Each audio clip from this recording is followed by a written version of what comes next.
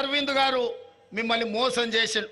నేను ఇవాళ మిమ్మల్ని అడుగుతున్న మిత్రులారా, మోసం చేసిన వాళ్ళు కావాలన్నా, మోస పార్టీలు కావాలన్నా, 10 ఏళ్ల నుంచి ప్రభుత్వంలో ఉండి పసుపు పోటీ ఇవ్వలేదు, రైతులకు గిట్టుబాటు ధర ఇవ్వలేదు, చక్కెర కర్మాగారం తెరవలేదు, ఈ ప్రాంత రైతాంగ ఆత్మ గౌరవాన్ని తాకట్టు పెట్టి మీరు వారణాసిలో మోడీకి వ్యతిరేకంగా నామినేషన్ లేకపోతే పోలీసులను పెట్టి నిజామాబాదు రైతాంగాన్ని కొట్టించిన మాట మీరు మర్చిపోయినరా?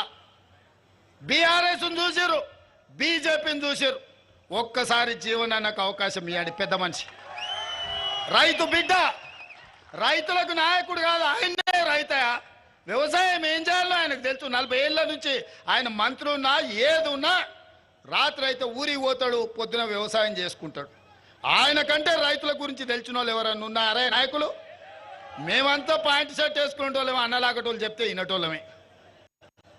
ధర్మపురి అరవింద్కు వ్యవసాయం తెలుసా? అనే అడుగురి పోయి పల్లీలు ఏడుంటాయి అంటే చెట్టుకత్తే పైన తెంచుకోవాలని చెప్తాడు. అవునా? అందుకోసమని అట్లాటోళ్ళని మనం ఎన్నుకొని ఓటేస్తే ఎట్లయితుందో చూసిరు. సరే, కవితమ్మ గురించి నేను చెప్పాల్సిన పని లేదు, ఇక బాజిరెడ్డి గోవర్ధన్ గురించి నేను అడగాల్సిన పని లేదు. ఆయన గిన ఓటేస్తారంటే ఆయన కొడుకులు అచ్చోసిన ఆంబోతులాగా మీ మీద పడతారు.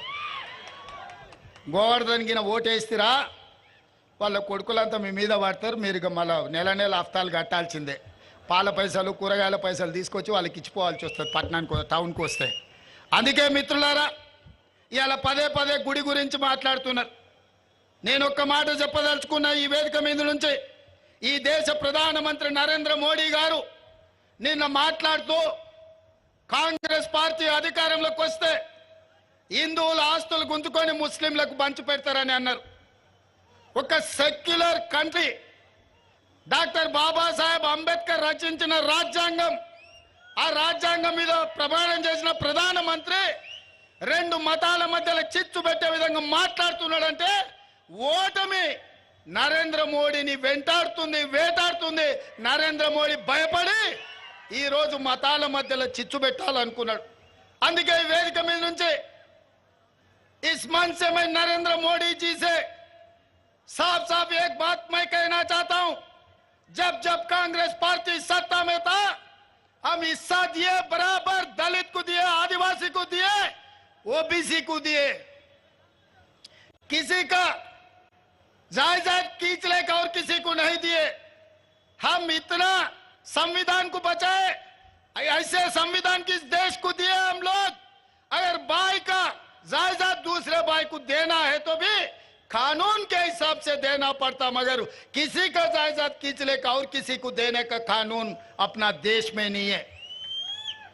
13 साल मुख्यमंत्री था मोदी जी, 10 साल प्रधानमंत्री था।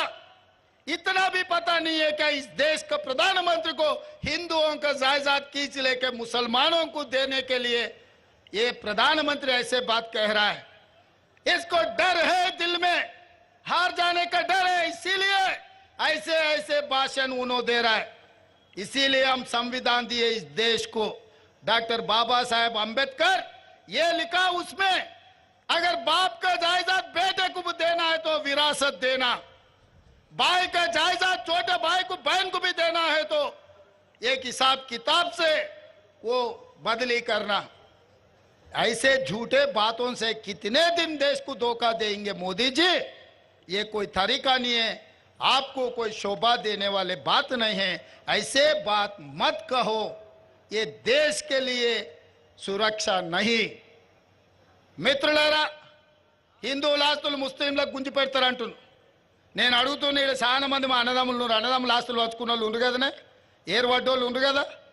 కాగితం రాసుకోకుండా, పెద్ద మనుషులు లేకుండా, తల్లిదండ్రులు ఒప్పుకోకుండా అన్న ఆస్తి తమ్మునికే ఇచ్చేటట్లేదు, తండ్రి ఆస్తి బిడ్డకి ఇచ్చేటట్లేదా? మన రాజ్యాంగం అట్లుంది.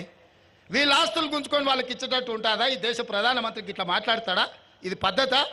ఎన్నికల్లో గెలవాలని ప్రయత్నం చేస్తే తప్పులేదు, కానీ దేశాన్ని మత ప్రాతిపదికన విభజించి చిచ్చు పెట్టి రాజకీయ ప్రయోజనం పొందాలని చూస్తున్నారు. ఇది దేశానికి మంచిదా? ఒక్కసారి ఆలోచన చేయండి. అశాంతి పెట్టేగి మన మధ్యలో పంచాయతీలు పెడితే ఈ దేశం కుప్పగూలుతుంది, ఈ దేశానికి తీరని నష్టం జరుగుతుంది. అందుకే భారతీయ జనతా పార్టీని ఓడించాలి, కాంగ్రెస్ పార్టీని గెలిపించాలి. ఇంకొక మాట కూడా నేను చెప్పదలుచుకున్న మా బీజేపీ మిత్రులకు, దేవుడు గుడిలో ఉండాలి, భక్తి గుండెల్లో ఉండాలి మిత్రులు.